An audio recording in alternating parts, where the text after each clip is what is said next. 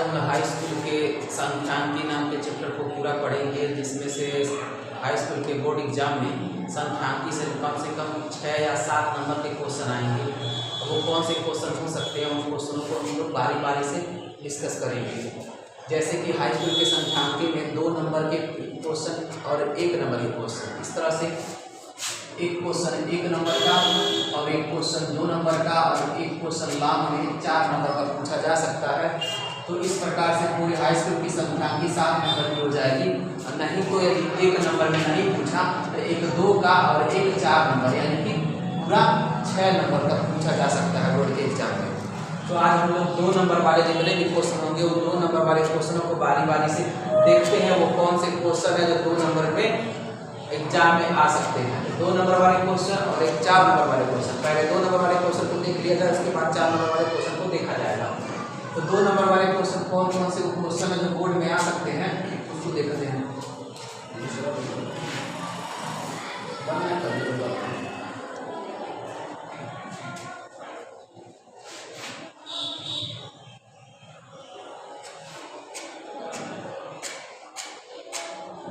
जैसे क्वेश्चन देगा कि आंकड़ों 2, 4, 10, 5, 12, 18, 20 का समांतर माध्य ज्ञात कीजिए। 16 काट भी सकते हैं, हो गया। तो 2, 4, 10, 5, 12, 18, 20 का समांतर माध्य ज्ञात कीजिए। समांतर माध्य ज्ञात करने के लिए सांख्यिकी में 3 ही चीजें तो ज्ञात करनी रहेंगी, एक समांतर माध्य, दूसरा माध्यक और तीसरा बहुलक। इन 3 चीजों को हम लोग 3 टॉपिक को कवर कर लेंगे। 3 टॉपिक को कवर करने के बाद हमारा जो 2 नंबर का एक क्वेश्चन आएगा शॉर्ट में वो क्लियर हो जाएगा। 2 नंबर या फिर 3 नंबर हो जाएगा। एक 4 नंबर का क्वेश्चन रहेगा जो इसी में से लॉन्ग रहेगा, उस लॉन्ग क्वेश्चन को इसके बाद देख लिया जाएगा। तो समांतर माध्य इस क्वेश्चन का करने के लिए जब भी हमको समांतर माध्य निकालना रहेगा, समांतर माध्य ऐसे क्वेश्चन का समांतर माध्य ज्ञात करने के लिए सूत्र होता है समांतर माध्य बराबर सभी संख्याएं, जितनी संख्याएं उन सभी संख्याओं को जोड़ लिया जाएगा। तो इसका सूत्र हो जाएगा कुल पदों का योग, कुल पदों का योग बटे पदों की कुल संख्या।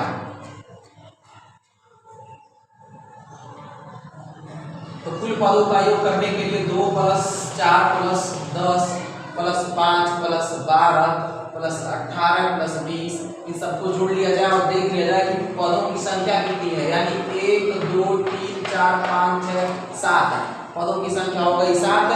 इस प्रकार हम सभी को जोड़ लिया जाएगा, जोड़ के 7 से भाग देंगे, जो 7 से भाग देने से आएगा वो हमारा आंसर हो जाएगा।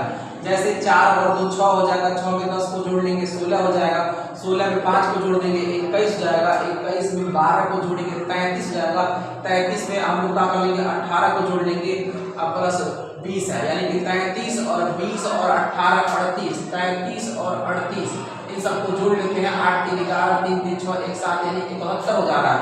तो 71/7 इसके बाद इसमें हम लोग भाग देंगे, भाग देने से जो हमारा आ जाएगा वही हमारा आंसर है। तो भाग देना है तो 7 × 7, उसके बाद इस संख्या में भाग देना है, भाग नहीं जा रहा तो 0 बढ़ाएंगे, फिर लगाएंगे दशमलव लगाने के बाद 1 के बाद 0 बढ़ जाएगा, नहीं 7 × 7 हो जाएगा, उसके बाद 3 बच जाएगा, फिर 7 × 4 = 28, यानी इस प्रकार से ये हमारा लगभग आंसर बन जाएगा। इस तरह के क्वेश्चन को लगाने के लिए यही तरीका है। जब भी समांतर माध्य ज्ञात करना है, समांतर माध्य ज्ञात करने के लिए पदों का योग बटे पदों की कुल संख्या, इस फार्मूला को तैयार करेंगे। बाकी इस फार्मूले पे जितने भी क्वेश्चन में समांतर माध्य पूछे जाएंगे सारे समांतर माध्य इस फार्मूला पे लग जाएंगे। जैसे एक आध क्वेश्चन समांतर माध्य तो फिलहाल इसमें लग ही जाएंगे, कुछ ऐसे क्वेश्चन होते हैं इसमें जो थोड़ा सा आपको परेशान करेंगे, देख लेते हैं वो कौन से क्वेश्चन, जिस क्वेश्चन को हम लोग कर पाएंगे।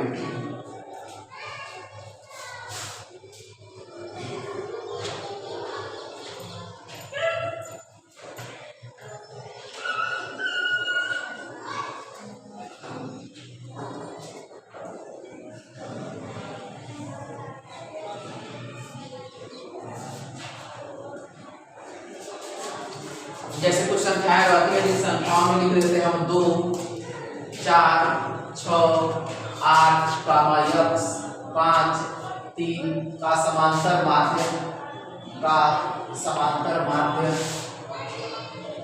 8 है, तो यक्स का मान ज्ञात कीजिए।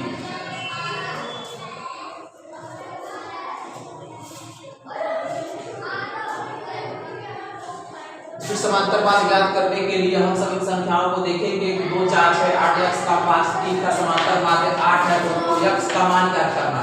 इस तरह से बहुत से ऐसे क्वेश्चन दिए जाएंगे जिस क्वेश्चन में कभी यक्स आ सकता है या पी दे देगा, कुछ भी ऐसा दे देगा जिसमें उसका समांतर मान दिया रहेगा, और समांतर मान जब ये दिया रहेगा उसमें से जो भी कोई चर राशि दी हुई है, यक्स चाहे वाई चाहे जेड जो भी रहेगा उसका मान ज्ञात करने के लिए करेगा। तब ऐसे क्वेश्चन को हम कैसे निकालते हैं, तो इसके लिए फिर वही सूत्र लगाएंगे, समांतर माध्य बराबर पदों का योग है, यानी 2 + 4 + 6 फिर 8 को जोड़ लेंगे, यक्स है, फिर 5 है और 3 है। सबको जोड़ने के बाद पदों की कुल संख्या से भाग देना है, तो 1 2 3 4 5 6 7 पदों की कुल संख्या है 7, इससे भाग देना रहेगा। इस क्वेश्चन का समांतर माध्य 8 दिया हुआ है, तो 8 के बराबर 2 + 4 + 6 + 8 + यक्स + 5 और 3/7, यानी कि इसका हम इससे मल्टीप्लाई करा देंगे, 8 से 56 हो जाएगा, तो 7/56 हो गया। उसके बाद इन संख्याओं को हम लोग जोड़ लेंगे, 2 4 6 6 6 12 12 8 20 अब 20 5 25 अब 25 और 3 28 हो जाएगा, तो हम लोग लिखेंगे 28 और प्लस यक्स। अब इसके बाद हम लोग क्या करेंगे, 56 जो है उसके पास 28 को लेके आएंगे, -28 जाएगा बराबर x हो जाएगा। 56 में से 28 को घटा दिया जाएगा तो शायद 28 ही बच जाएगा, यानी x का मान जो होगा वो 28 हो जाएगा। इस प्रकार से समांतर माध्य करने के लिए हम सब जब भी कोई समांतर माध्य दिया होगा कि 8 समांतर माध्य है, तो हमेशा x या कुछ ऐसा संख्या देगा एक्स वाई जेड चर में जिसका मान आपको पूछेगा, तो इसी प्रकार से हम करेंगे। वैसे ज़्यादातर उम्मीद यही रहता है कि इसी तरह के क्वेश्चन 2 नंबर में दिए जाएंगे। तो ये समांतर माध्य हो गया, यानी जो भी कभी भी क्वेश्चन कोई देगा तो इसके पहले वाला समांतर माध्य पूछेगा, नहीं तो इस तरह से दे के समांतर माध्य पूछेगा। इसके अलावा समांतर माध्य के और कोई क्वेश्चन नहीं आते हैं। इसके बाद हम लोग देखते हैं किस तरह से माध्यक या मध्यिका को ज्ञात किया जाता है।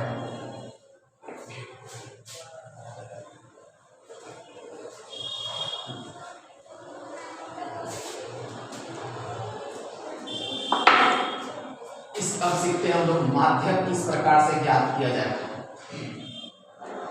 माध्यक में जो क्वेश्चन देगा, जैसे माध्य में क्वेश्चन दिए जा रहे हैं उसी तरह से माध्यक में जो क्वेश्चन दिए जाते हैं, जैसे कि 4 6 5 3 8 2 7 6 ऐसे कुछ क्वेश्चन दे दिया जाएगा जिससे पूछा जाएगा कि माध्यक ज्ञात कीजिए। तो कभी किसी क्वेश्चन का माध्यक ज्ञात करने के लिए हम लोग पहले एक काम करेंगे कि जो ये पद दिए गए हैं लिखेंगे, पदों को आरोही क्रम में लिखने पर, आरोही क्रम में लिखने पर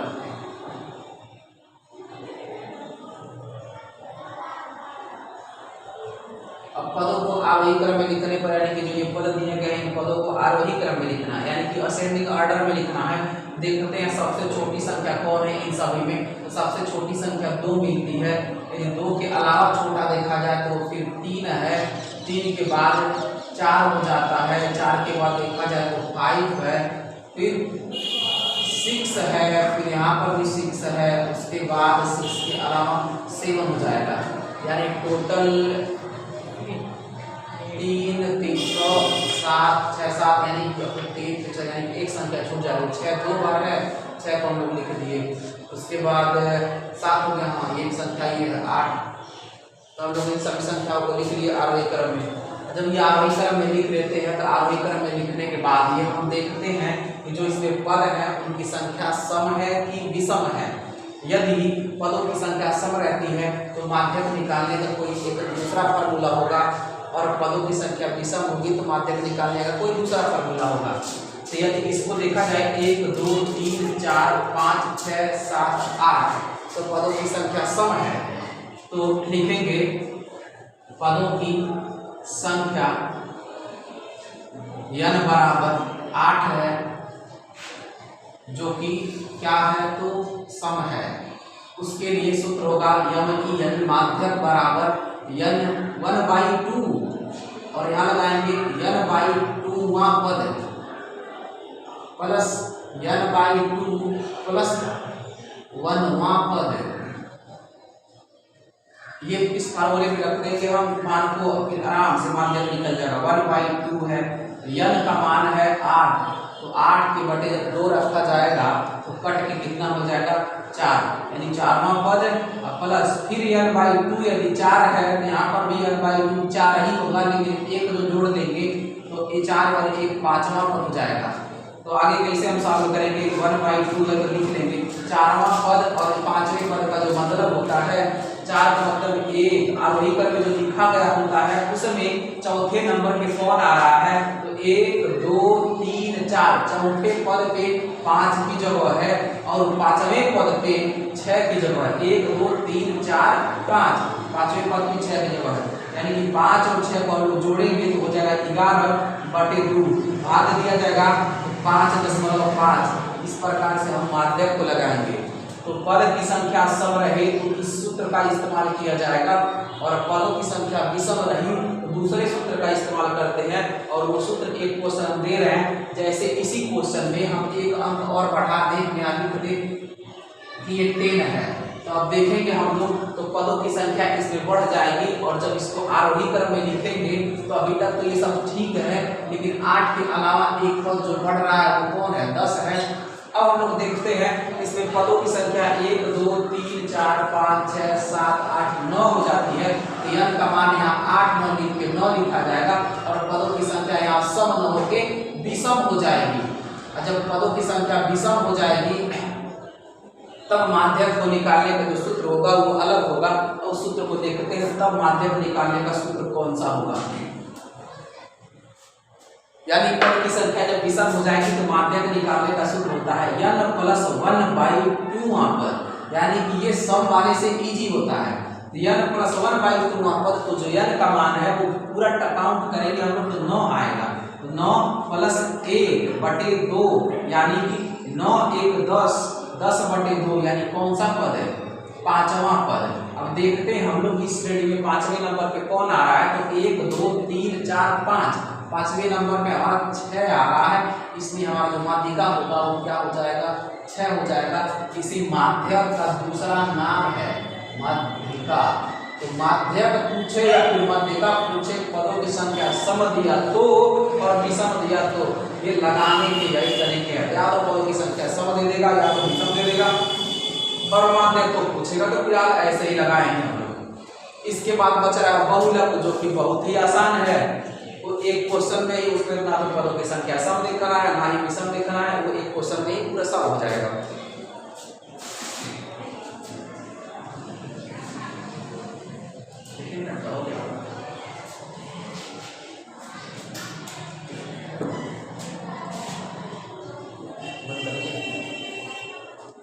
बहुलक को देख लिया जाए, बहुलक को कैसे किया जाएगा। ज्यादातर उम्मीद है कि बहुलक या तो ऑप्शनल वाले क्वेश्चन में पूछा जाए, यानी कि कुछ संख्याओं को दे दिया जाएगा और कुछ संख्याओं को दिया जाएगा, उसमें कुछ ऑप्शन दिए रहेंगे, उसमें बहुलक पूछेगा। तो ज्यादातर उम्मीद है कि बहुलक ये ऑप्शन में बनेगा, और नहीं तो यदि बहुलक ऑप्शनल में नहीं बना तो फिर उसके बाद बच रहा है माध्य और माध्यिका। इन तीनों क्वेश्चन में फिलहाल एक क्वेश्चन को तो तय है कि आना ही है, बहुलक के बना तो 1 नंबर में आएगा, यदि इससे बड़ा बन गया तो और भी फायदा है तो और भी ज़्यादा नंबर में आ जाएगा। लेकिन इसके बाद माध्य माध्यिका और बहुलक के लगभग 3 से 4 क्वेश्चन कराएंगे, जो बड़े नंबर वाले में 4 नंबर वाले रहेंगे, और उस 4 नंबर वाले में आने की संभावना फिलहाल तय ही है। एक बार पढ़ लेने के बावजूद निश्चित है किताब के जितने भी क्वेश्चन रहेंगे सभी क्वेश्चन, इन 3 क्वेश्चन बताएंगे, तीनों पे लग जाएंगे और उसमें से फिक्स हो जाएगा। यानी कि इस सांख्यिकी से हमको कुछ नया पढ़ने की जरूरत ही नहीं रहेगी। इन्हीं क्वेश्चन को देख लेते 100% किसी भी अंसार को लेकर हम क्वेश्चन को सॉल्व करते, सभी क्वेश्चन हमको मिल जाएगा। 9 लगा तो देखना। तो बहुलक करने के लिए बहुलक बिल्कुल आसान है, तुरंत हो जाएगा। जैसे कोई संख्याएं दी जाएगी 6 4 3 8 4 5 3 4 4 7 6 ऐसे कुछ संख्या को दे दिया जाएगा और पूछा जाएगा आपसे कि बहुलक ज्ञात कीजिए। अब बहुलक ज्ञात करना है, इसमें हम ये देखेंगे पहले तो क्या करते हैं, एक अच्छे तरीके से करते हैं, पदों को आरोही क्रम में लिखा जाएगा। पदों को आरोही क्रम में लिखने पर इसको करने के बाद देख लेते हैं सबसे छोटी संख्या कौन है। सबसे छोटी संख्या इस सभी अंकों में 3 दिखाई है, जो कि 3 2 बार आया हुआ है, तो 3 को लिख लेते हैं। फिर देखते हैं 3 के बाद कोई संख्या है तो पदों की संख्या हम आरोही क्रम में लिखेंगे। तो सबसे छोटा अंक 3 है, जो कि 3 को लिख लिए। 3 के बाद नंबर आ रहा है 4 का, तो 4 एक बार यहाँ पे है, एक बार यहाँ है, 2 बार यहाँ, यानी कि 4 4 बार है, इसको लिख लिए। उसके बाद इस 4 से बड़ा कोई संख्या है तो वो 5 है, 5 को लिख लिए। 5 से बड़ा कोई दिख रहा है तो 6 है, जो कि 2 बार है, यहाँ पर भी और वहाँ पर भी। 6 हो गया। 6 से बड़ा तो 7 होता है, हाँ 7 भी है यहाँ पे। 7 से बड़ा कोई है तो वो 8 है। देख लेते हैं जितने पद उसमें इसमें भी उतना ही पद होने चाहिए। 3 3 6 3 9 10 11 हो रहा है। 3 3 6 3 9 10 11 सही है।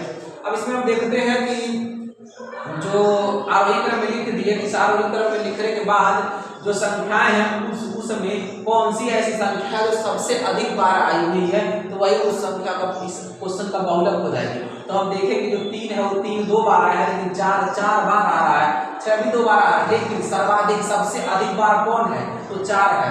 यानी कि 4 की जो बारंबारता है, 4 आने का जो क्रम है वो सबसे अधिक बार है, इसलिए बहुलक जो होगा वो कौन हो जाएगा 4 हो जाएगा। यही है बहुलक करने का तरीका। बाकी जो भी क्वेश्चन आएंगे उन क्वेश्चनों यानी कि इसमें 4 की बारंबारता सर्वाधिक बार है, इसलिए जो बहुलक होगा वो 4 हो जाएगा। जितने भी क्वेश्चन पूछे जाएंगे माध्य माध्यिका बहुलक पूरा सिलेबस इतने में नॉर्मल वाला हो जाएगा। यानी कि इस वीडियो से 2 प्लस 1 यानी कुल मिला जुला के कम से कम 3 नंबर का क्वेश्चन आ ही जाएगा बोर्ड में। इसके बाद जो 5 नंबर या 4 नंबर वाले जो क्वेश्चन है उस क्वेश्चन में 3 क्वेश्चन को देखा जाएगा। उन 3 क्वेश्चन से ही हम लोग पूरा सीख जाएंगे। यानी सांख्यिकी का हमारा टोटल 7 नंबर अपने पकड़ में आ जाएगा। बस इसको यहीं तक रखने देते हैं, उसके बाद कुछ नहीं बनाया जाएगा।